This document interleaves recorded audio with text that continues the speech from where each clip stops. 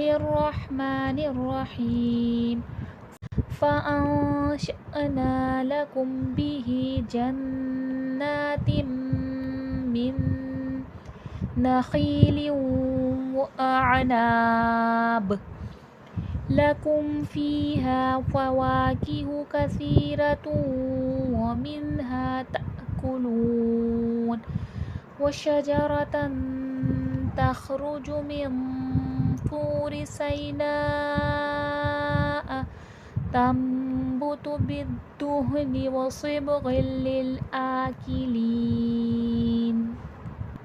آیت فأنشأنا لكم به جنات من نخيل وأعناب. اب دیکھیں فأنشأنا، فأن میں اخفا ہو رہا ہے، نون ساکن ہے، نون ساکن میں اخفا ہوگا یعنی کہ نون کی آواز چھپے گی. ش میں دیکھیں حمزہ پہ جزم ہے، تھوڑا سا جھٹکا آئے گا، نا پہ الف مدہ ہے، تھوڑا کھینچ کے پڑھا جائے گا. لکم، لکم پہ دیکھیں میم ہے، میم کے بعد حرف با، یہاں پر اخفاء شفوی ہو رہا ہے، بی ہی کھڑی زیر ہے، تھوڑا کھینچ کے پڑھا جائے گا. جناتم، جن میں نون مشدد ہے، جب بھی نون پر تشدید آتا ہے اور میم پر تشدید آتا ہے سب سے زیادہ مکمل ترین غنہ آتا ہے. نون پر تشدید آ جائے تو نون مشدد اور میم پر تشدید آ جائے تو میم مشدد. جناتم، یہ دیکھیں نون پر بھی غنہ ہوگا اور میم پر بھی.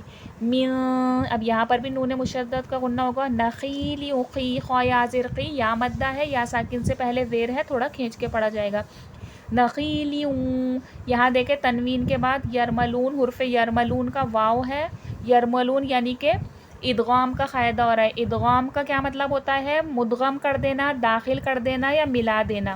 اب لام واو زیر لیوں ہوگا، نقیلیوں، یہ تنوین کو اس واو کے ساتھ ملا دیں گے، تنوین کے زیر کو، نقیلیوں. اور اس کے لفظ کیا ہوتے ہیں؟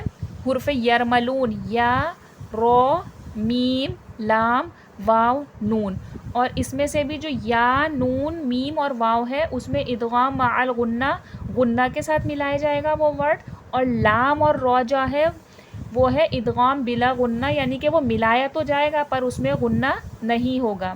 اب یہ دیکھیں لام کے بعد یہاں پر واو ہے، ینمو میں سے واو آ رہا ہے تو ان دونوں کو آپس میں ملا دیں گے، لام واو زیر لیوں، نخیلیوں، ادغام مع الغنہ، غنہ کے ساتھ ملانے والا قاعدہ یہ، ٹھیک ہے.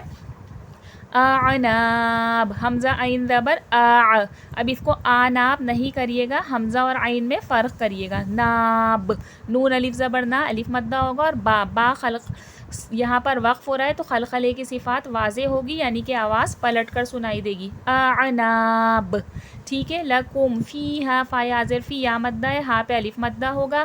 فواکہ، واو الف زبر وا، الف مدہ کھینچ کے پڑھا جائے گا. کثیرتوں، سا یا زیر سی، سا نرمی کے ساتھ ادا کیا جائے گا. سی میں یا مدہ ہو رہا ہے، یا ساکن سے پہلے زیر ہے، تھوڑا کھینچ کے پڑھا جائے گا. تا واو پیش توں، یہاں پر بھی دیکھیں ادغام مع الغنہ کا قاعدہ ہو رہا ہے کیونکہ یہاں پر بھی ینمو میں سے واو آ گیا، حرف یرملون میں سے واو آ گیا ہے تو ان دونوں کو آپس میں مدغم کر دیں گے یعنی کہ ملا دیں گے.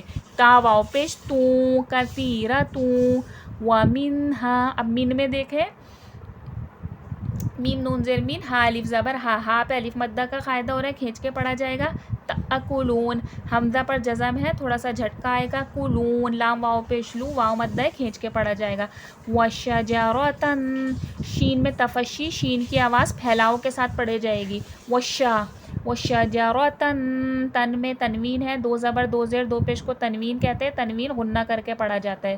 وشجرۃ تخرج من میں اخفا ہوگا، نون ساکن ہے، نون ساکن میں اخفا ہوگا. اخفا میں کیا ہوتا ہے؟ نون کی آواز ناک میں چھپتی ہے.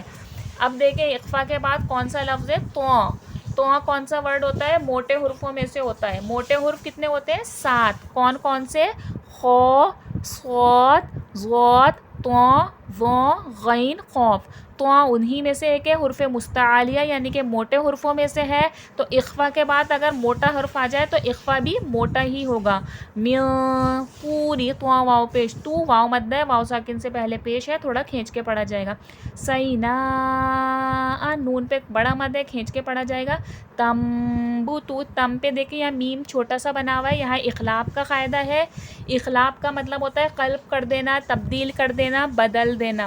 کس کو بدل دینا ہے؟ نون کی آواز کو یا تنوین کی آواز کو میم میں بدل دینا ہے. یہاں پر نون کا قاعدہ ہے، اگر یہاں پر میم نہیں ہوتا ہے تو ہم کیا پڑھتے؟ تا نون زبر تن. لیکن یہاں پر اخلاف کا قاعدہ ہے تو نون کی آواز کو ہم کس میں بدل دیں گے؟ میم میں. تم ہو جائے گا، تا میم زبر تم. تمبوتو. اور اخلاف کا صرف ایک ہی ورڈ ہوتا ہے، یعنی کہ یہ جب بھی چھوٹا میم اخلاف کا آئے گا تو اس کے بعد والا ورڈ ہمیشہ با ہی ہوگا.